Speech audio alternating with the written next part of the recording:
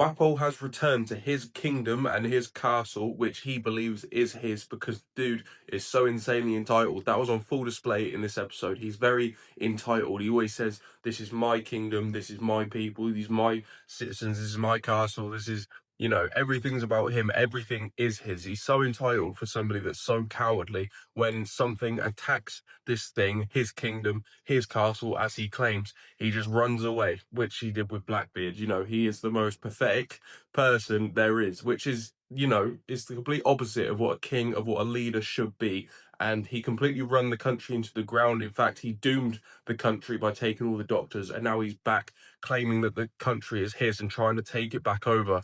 But seeing him be like pushed back against by Luffy and Chopper and everybody, Dr. Koreha. Obviously, it's so good to see them fighting back against such a tyrannical, cowardly piece of shit like him. However, you can tell that Chopper is really struggling to attack Wapol and fight him because of the words of Dr. Hiriluk about the king having a sickness of the heart. That's the way that Chopper looks at these people. It's not the fact that, Wapol's just pure evil. It's the fact that he's sick. He got a sickness of the heart, like Dr. Hiriluk says. And as we know, Chopper's philosophy based on Dr. Hiriluk is every disease can be cured. So he's thinking without violence, maybe he can be saved. He can, if he just leaves or something like that, or, there's another way around it. He doesn't need to attack him or anything like that. There's a way to cure his diseased heart, which I mean is a lovely philosophy. I don't know if that's the case with Wapol. I think he might be beyond saving, but just the fact that that's the philosophy that Chopper carries goes to show what like a beautiful heart that he has,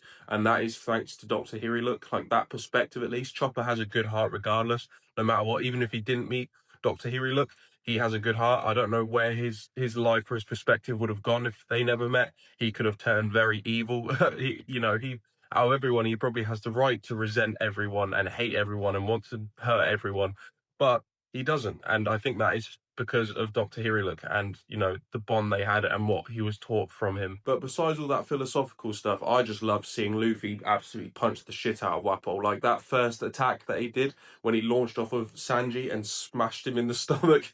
Oh, mate, it was so good. I love seeing the bad guys in this show get like smacked about, like same with Arlong and Dr. Goro and Captain Kuro, same with Wapol, and just all the villains whenever they get hit, because a lot of them are so irredeemable and such pieces of shit. Seeing them get what's coming to them, getting to see them smacked after so long of hating them is just it's the best thing in the world. Another really beautiful and poignant aspect of this episode was when Wapol went to destroy the flag that was on top of the castle, which is Dr. Hiriluk's flag that is obviously being flown by Chopper. That's who he loves, that's who he represents at the moment. That's the legacy that he's trying to carry on, is Dr. Hiriluk. So they fly that flag in memory and to represent hope. That's what the flag means to him. That's what his logo, the skull, the flag means to Dr. Hiriluk. It's the idea that nothing is impossible and this dream that he wants to achieve can still come true. And Chopper is trying to do that for him. And Wapol, because he's so cowardly and such a piece of shit, he goes to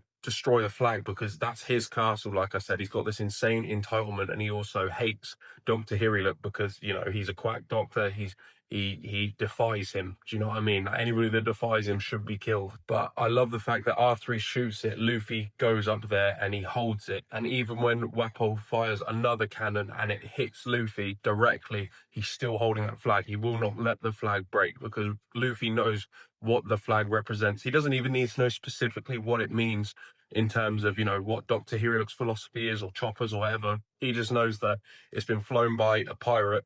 Obviously Dr. Hiriluk's not a pirate, but his philosophy is almost like he wants to fight like a pirate. He wants to fight for his dreams like pirates do, but he refuses to let that flag be destroyed. And he says, the flag represents faith. And that's the part I love about this show, is everything seems to be so well thought out. Like even the flags and people's treasures, like Luffy's hat is so important to him. His treasure that represents to him the person that inspired him to become a pirate, and it's clear how much being a pirate means to Luffy.